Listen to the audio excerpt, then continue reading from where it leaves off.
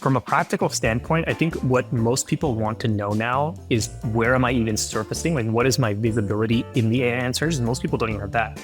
Welcome to the Animals Podcast. I'm Ty Magnan, the CEO at Animals. And I'm Tim Metz, the Director of Marketing and Innovation at Animals. This season on the Animals Podcast, we're focused entirely on AI content use cases. We're bringing you on a search to meet the AI pioneers, those venturing beyond the hype to succeed or fail spectacularly. We're here today with Thenuka from Daydream. I'm really excited to share this chat with you because Thenuka's been doing some really innovative work with AI and programmatic SEO, and he has some pretty futuristic ideas about how content strategy and SEO might look a couple years down the road. But first, a word about Animals.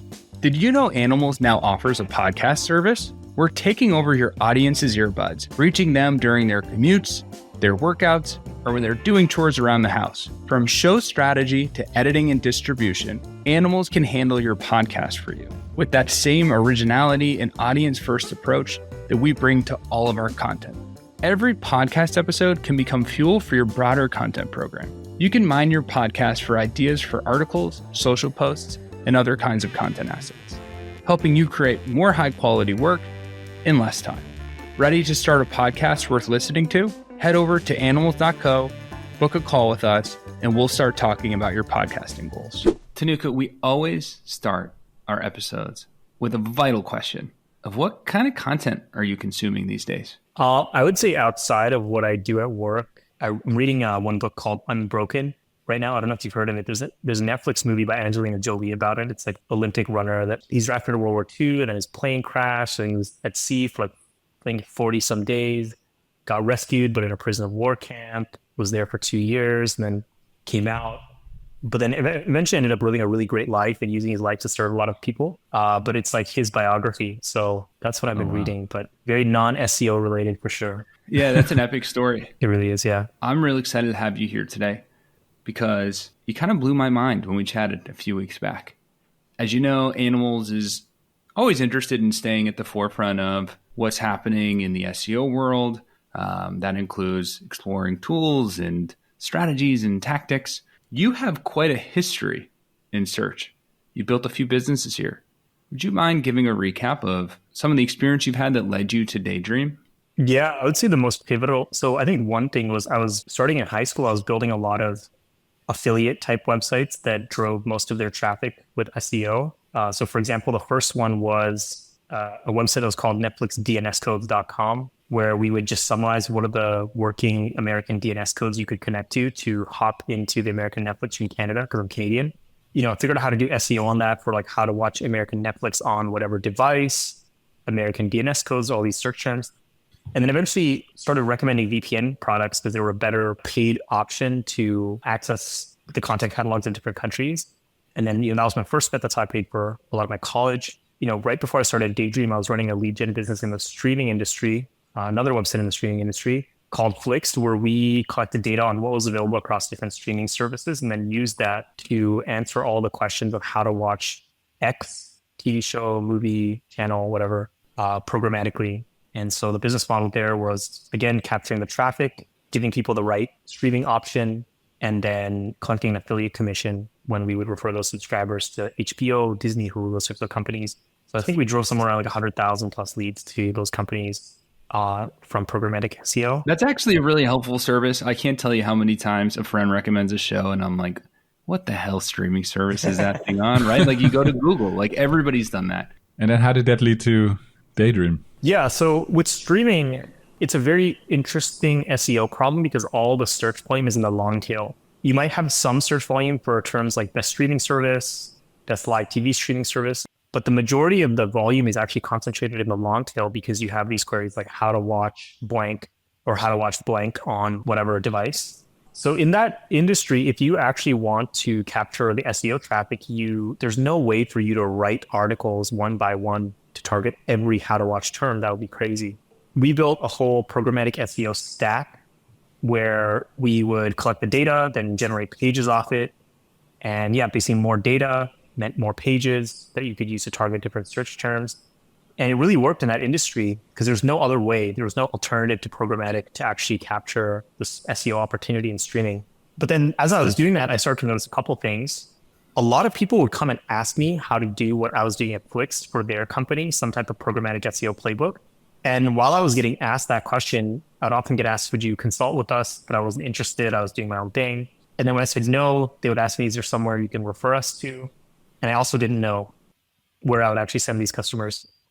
The other thing that really started to hit me was a lot of the complicated parts of programmatic SEO, because you have to first identify what is the programmatic SEO playbook, which is an SEO strategy game. And then you have to figure out, okay, how do I get all the data to create all of the programmatic content at scale? What should the structure of those pages be? What types of data points should you include? So to do that usually would require a bunch of skills like design, engineering, some SEO skills, some content skills.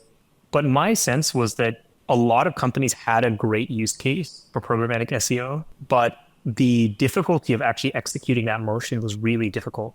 And there wasn't a great agency that we could think of, and there wasn't a good tool necessarily that we thought solved the problem adequately.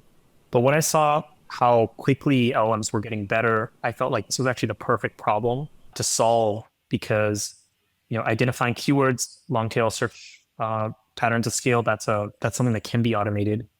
Then there's actually creating all the content at scale. That's also a good use case. And then even automating things like the reporting so that that's not a manual endeavor. That also felt very promising. So I started Daydream on the premise that you could now automate programmatic SEO from end to end, and also that more and more content could be programmatically created where it couldn't be before. That's awesome.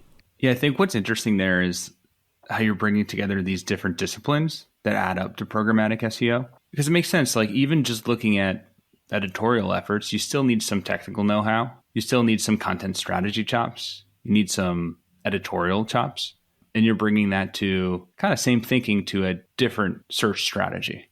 So I'm also curious, like the idea that many SaaS companies have programmatic opportunities. Can you share a little bit more in your thinking there? Yeah, so in general, you would be right to say that programmatic SEO will generally work better for B2C SaaS companies because B2C startups, basically by definition, target a consumer. Consumers will tend to do their research through Google. But you can't say the same thing for a lot of enterprise buyers. So if an enterprise buyer has a question about what to purchase, they will likely not go to Google to research that. They probably have other places they go to for that information. So SaaS, yes, but B2B SaaS is an interesting one there. How do you see the role of AI also answering some of those queries? Because I find that also interesting. It sounds to me like they're also the perfect queries where you might actually start going to ChatGPT or Perplexity. And then how does that tie into the kind of content that you put out? And do you see is it also optimized for those kind of engines? Yeah. So when you think about what's happening in search right now, there are two big changes. So one of them is what you just mentioned, which is more and more search volume is going to AI answer engines. And the second one is that the way you create content is now becoming much more programmatized. So you could basically sum up the two biggest changes for SEO in general as being those two. The AI answer engines will take what Google's featured snippet did, basically blow that up a lot. A lot of the more factual, informational type queries, I think at the top of the funnel will get eaten. But those queries were never where the majority of the value was created in the first place. The most valuable queries from a commercial standpoint were always the middle and bottom of funnel. In any query where you actually need to do something, so let's say you need to integrate SaaS X and Y, even if Perplexity or ChatGPT gives you the answer, you still need a tool to go and do that. So if they're citing Zapier, you'll still go to Zapier. But a lot of the queries where you just want an answer to a question, but you don't need to do something, I think those will get eaten away by AI answer engines quite significantly. But the middle and bottom of funnel terms, I think it's less likely that it will get eaten, but there are some exceptions to that we can talk about too. And then in terms of how you optimize for AI answer engines, I think that's a relatively hard problem. But, for example, ChatGPT uses Bing's search index. Mm-hmm. From a practical standpoint, I think what most people want to know now is where am I even surfacing? Like, what is my visibility in the AI answers? And most people don't even have that. So I think the first set of startups in this space, including us, because we just announced this, offering this last week, will essentially allow you to understand for the types of queries in your industry, let's say it's something like credit cards, right? it will show you which percentage, like what percentage of queries going through AI answer engines you surface for. But okay, so now you know like what queries you're surfacing for. But then the question of like, how do you optimize that, right? That should be their O in like SEO or AIO. That is very unclear. Like I think a lot of the same best principles from the Google era actually still apply. So you want to create at least, conceptually the vision for Google was you want to surface the most relevant, helpful results that are written with the highest quality of information first. So I think if you're producing content, that hasn't really changed. If anything, what stayed the same is even now, once you know that, okay, I surface here and here, but not here, what are you going to do about it? You will most likely then decide that for the areas you don't have coverage in, you're going to create content. And now you need to create content probably at scale to hit all the different interest points if you want to have a chance at surfacing it. So there's a lot that's similar, a surprising amount, because it ends up in the same place. And then there's some that's different in the sense that understanding how to optimize for AI answers is probably harder than Google. Yeah. It's like a new black box that we haven't reverse engineered yet. Yeah, I think there's a few teams, including ourselves, looking at that problem. But I think it'll take some more time to have a better understanding of how you do that. But I think for now, our advice has been most companies that are doing well in Google will probably do well in the AI chatbots and vice versa. Yeah. Can you tell us a little bit about how this tool that you just released works? How are you able to get some insights into what's ranking and showing up in AI overviews? So we've only launched it as a pilot offering for some early customers, like an early beta. But the way we would do it is you can essentially run thousands of queries through these AI answer engines, see what sources are cited, and then summarize that research. So you could look at the top, whatever thousand number of queries in a particular industry. And then based on that, you would be able to say, okay, you are surfacing at an average position of here across a spectrum of queries this big. And then that gives you a sense of, okay, what is my general visibility compared to other companies that might be competing for the same terms? Makes sense. Nice. Is there a place people can go check that out or sign up for the pilot, or where could they find that? We announced it on a blog. So the Daydream library, if you go to company news, it'll be there. But we're going to stand up a custom landing page and all of that. Nice. Cool. I guess maybe look at the broader industry a little bit. Like, where do you see AI's capabilities today versus what most people in content marketing think is possible? Yeah, so the idea of SEO on autopilot that's not a thing.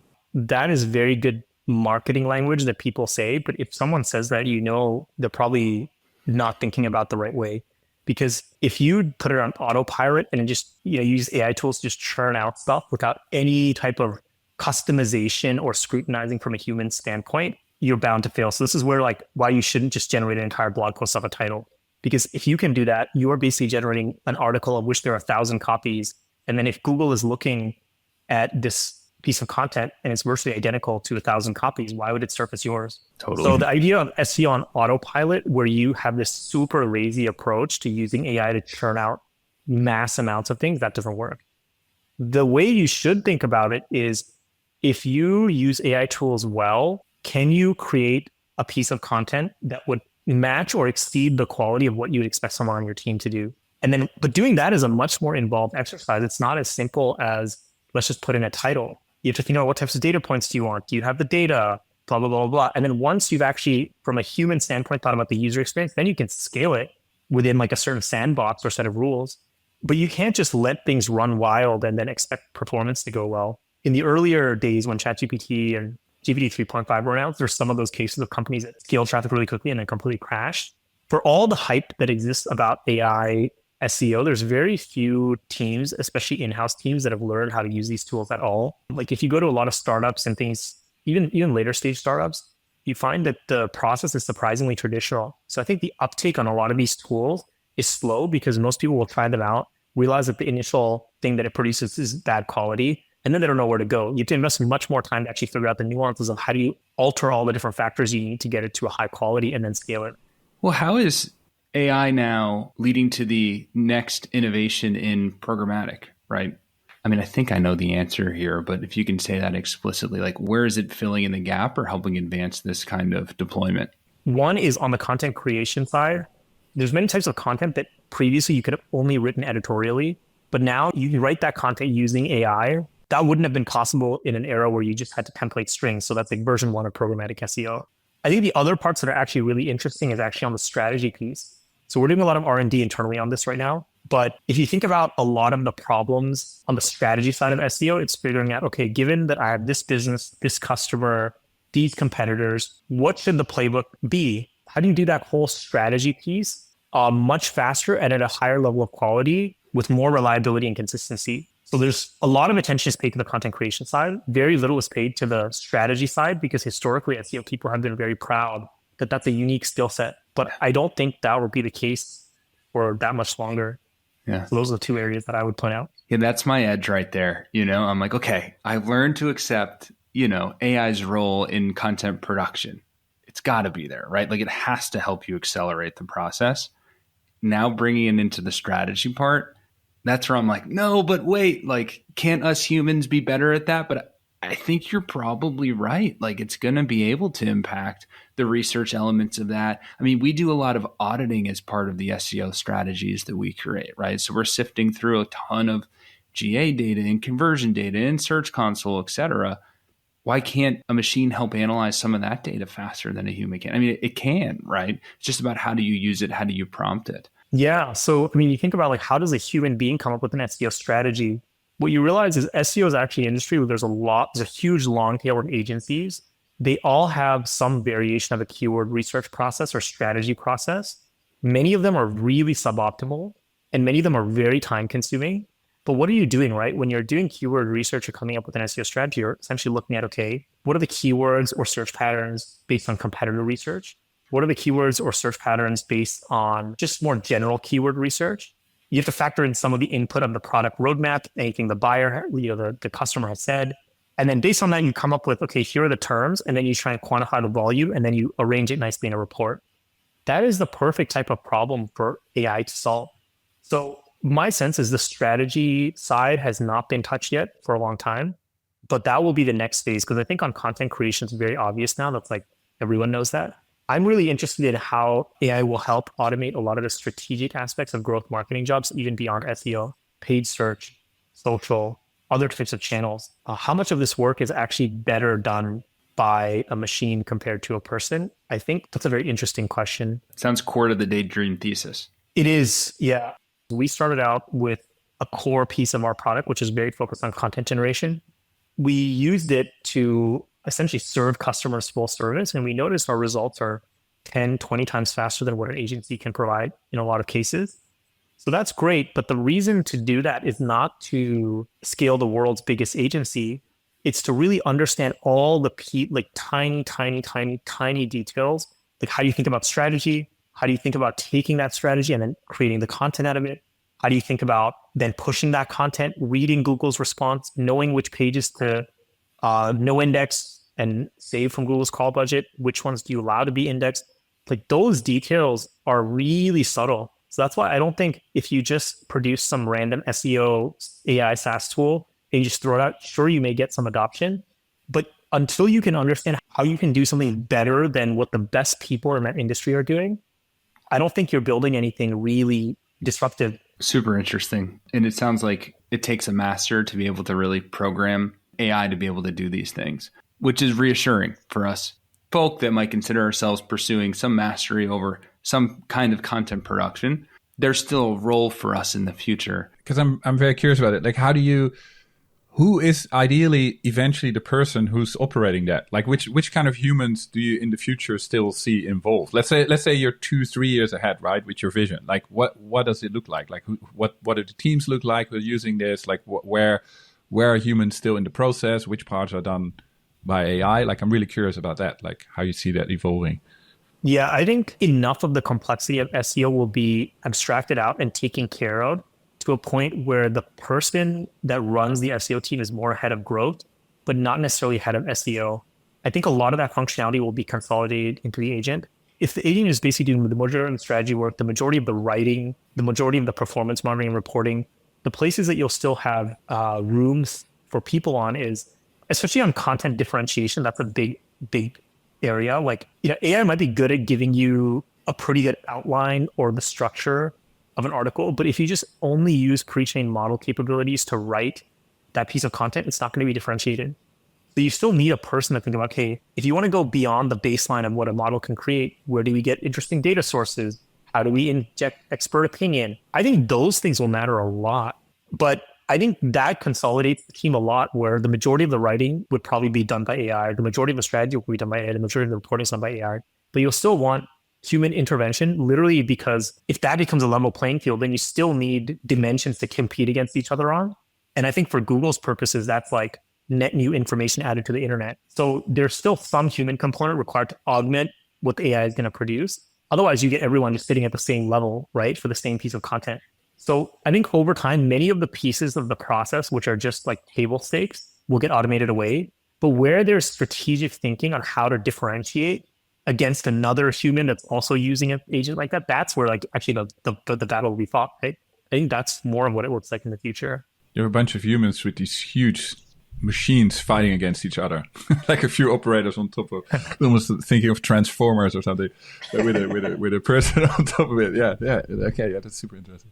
Transformers of AI, yeah. Thenuka, can you talk us through a case study of yours with Daydream? Ideally, it's a B2B SaaS customer, and that's who Animals focuses on. That's who our listeners are. In some kind of like the deployment, sort of end to end, what were the pages you built? How did that perform? For sure. So one of the customers that we worked with was a company called Twingate. So they're a zero trust cybersecurity product.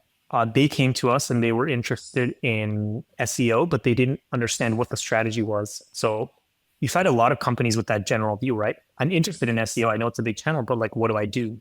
Totally. So the first piece is strategy. Okay, so if their buyer is a head of security or head of IT, then we start looking at, okay, what are the long tail search patterns that could attract someone like that? One of the strategies that came up was data breaches. So there's like thousands of data breaches every year. And there's also vulnerabilities in software. Then next is how much search volume is there for all the data breach related terms?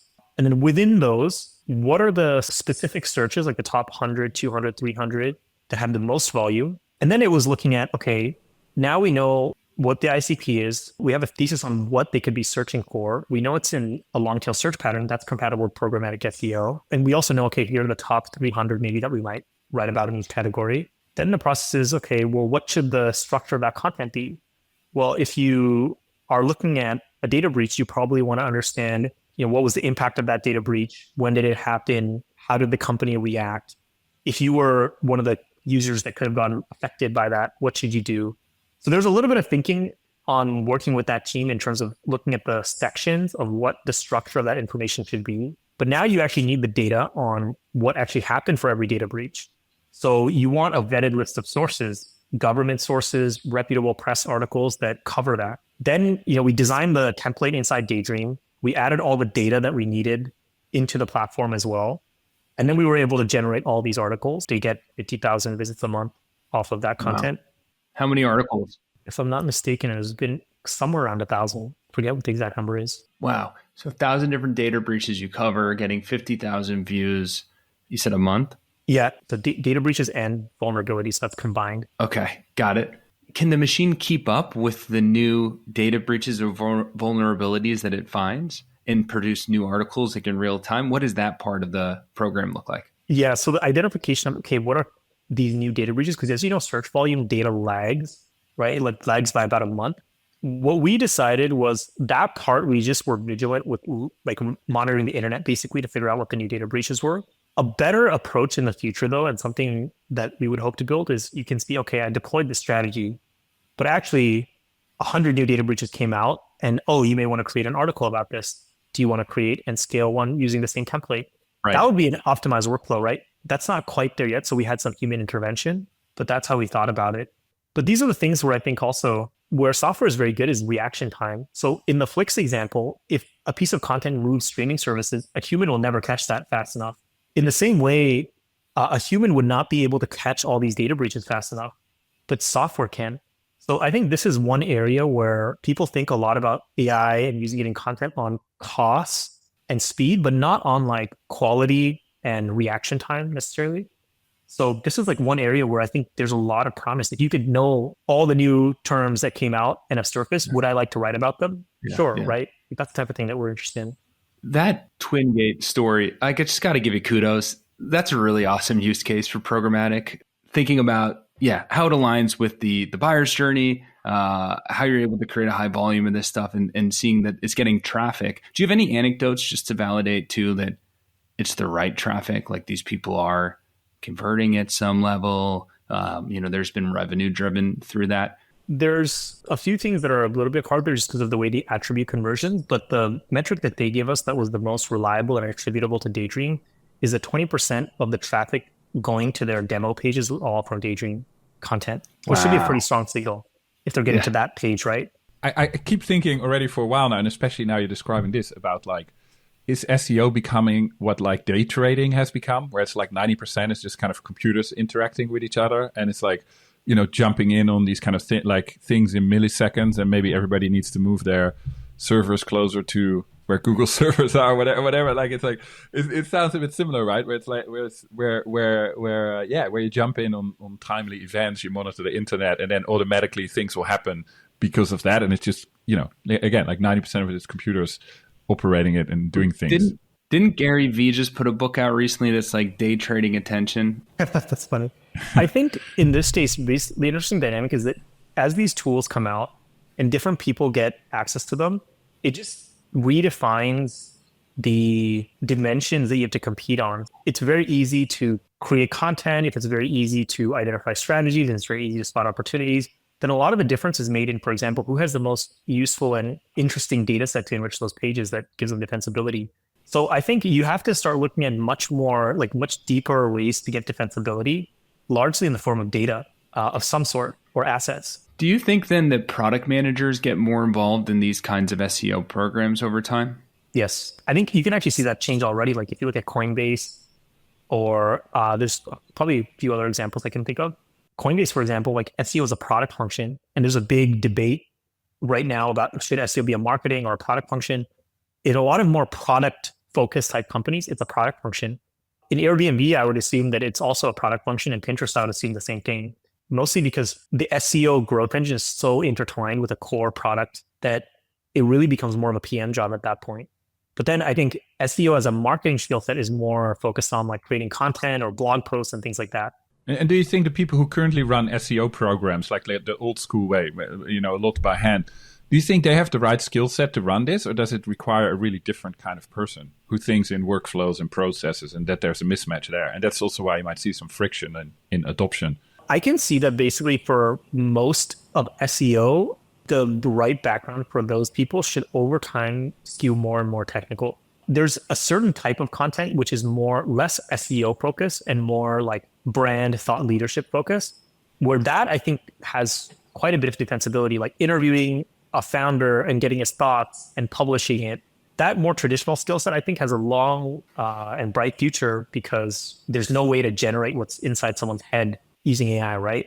But if it's mostly just triaging existing information, summarizing it, adding some things, like that becomes much more automatable. So I think the people that should run those channels should be much more technical. It's like triaging existing information and then infusing your own proprietary things into it to make it unique and then run it at scale. Makes sense. Thenuka, thank you for participating and giving us some of your thoughts, sharing a little bit about the Daydream journey with us. Really fascinating to see how you're thinking about AI and leveraging it for customers, in technology today and in the future too. Amazing. Thank you guys so much. Damn. So Tim, this was your first time talking with Thenuka. I had the advantage of spending a little time with him a few weeks ago. Yeah. How'd it go? No, it's cool. I mean, he's living in a different universe a little bit, like in both ways, like 100% SEO. I'm a little bit less of an SEO person. Dare I say he's living in a daydream? Yeah. No. I mean, I think a lot of what he says actually makes a lot of sense. What I kind of mentioned in interviews, like I keep thinking about this finance. I just read that in a book, Nexus by I'm going to mess up his name. And he also read Sapiens. He read a really cool book about information and mostly about AI actually. And he cited that example, like 90% of foreign exchange is purely computers talking to computers. Like there's no humans involved and the humans don't even understand anymore what's going on. So like, as he was talking, I just kept thinking about that because how he's describing SEO basically sounds a bit like that. It's like computers making content for for Google, which is also an algorithm, right? And so then it's like, okay, where are the humans? Totally right. That's one thing I started thinking about is like, he's helping clients publish high volume of articles. those are getting seen. However, like as everybody increases the volume of assets that they're producing, do they all still get seen? Like who has time, to consume all this stuff? I feel a little bit that everybody talking about SEO, he also assumes that Google will stay kind of static in the way that it finds content. But I was also thinking, what if Google starts to apply Gemini to actually the Google algorithm, right? Like maybe Google will just be able to say, hey, this article that everybody has missed is actually the best article on this topic, right? Like, what if the way Google, triages or surfaces information completely changes, then also the game completely changes. And I feel people are maybe not factoring that in, that is also something that might become completely different. It's hard to factor that in when you really can't control it, right? Yeah. I thought one takeaway for me that was interesting was he basically said what you would do to get more presence in a AI overview or in a LLM's result is kind of the same thing you would do for search, right? So it's sort of like those best practices still apply, which is nice. They're sort of quelmed a little bit of my anxiety. Another takeaway I had today was he talked about how AI can be used to help produce strategies, especially SEO strategies. Yeah. And that's kind of opened up my aperture a little bit to start thinking about other places that it can serve. And maybe the strategic part isn't as defensible 2 years from now as it once was. Like I said, I was ready to let go of the production part a little bit and bring GPT or AI models along for the ride. Wasn't as ready to do that with strategy. And yet it sounds like they're finding some opportunity there. And I don't see why we couldn't too. And he also kind of said that, right? You still need humans who provide insights and unique things, but it's just the starting point that you have in terms of information and data and things that you start to build your strategy with is just completely different, because it's not anymore a human who goes through a CSV file or whatever and does some research. It's like the AI is going to give you so much more about here about topics, about opportunities, about what others are doing and whatever. But then based on that, you still need to make a strategy. You can just make a much more sophisticated and comprehensive strategy, and you'll be kind of battling against people who are doing the same. So it's going to be a much more I don't know, maybe it's the difference between how they did warfare 100 years ago and how they do it now, right? They're still generals trying to figure out the strategy, but the information they work with and the tools are just on a completely different scale. And if you keep using the old tools, then for sure you're going to lose. But if you figure them out, then you're just doing a much more sophisticated, let's call it competition, not war or battle. But yeah. No, but it is a pretty good metaphor in maybe a comparable industry in some way. Well, I was surprised that he, in the end, still said that he thinks where the humans are needed. Yeah, I think it's going to be really important how you structure your processes and how you innovate those and what you ingest in your processes, and be really thoughtful about that. And I think that's also where some of the tension is, and what kind of skills and mindset you need to build workflows, right? It's not, in a way, it's also creative, but it's not like what people normally consider creative work. So I can understand why some people who are not happy to jump into that, whereas others might really love it, right? But it's a different kind of work. It's sort of like training the team, on your methodology to doing your marketing a certain way. Yeah. It's not that different, right? No, but I mean, tinkering with a workflow is different from spending a few hours researching and writing a blog post, right? So if that's the part you love. But then again, I mean, he was actually saying that he thinks some of the editorial part and some of the insights and creativities, or he didn't say creativity, but it's actually still going to be important. So yeah, I think that's cool as well. Yeah, I'm inspired. I'm also I'm just curious about what the next couple conversations are going to be like. Last thing that I picked up on, he said his view is that most content teams are not there at all, right? So there's a lot, I think there's still a lot of opportunity. Totally. Keep listening. We'll help you get there. We're trying to figure it out ourselves too. See you next time.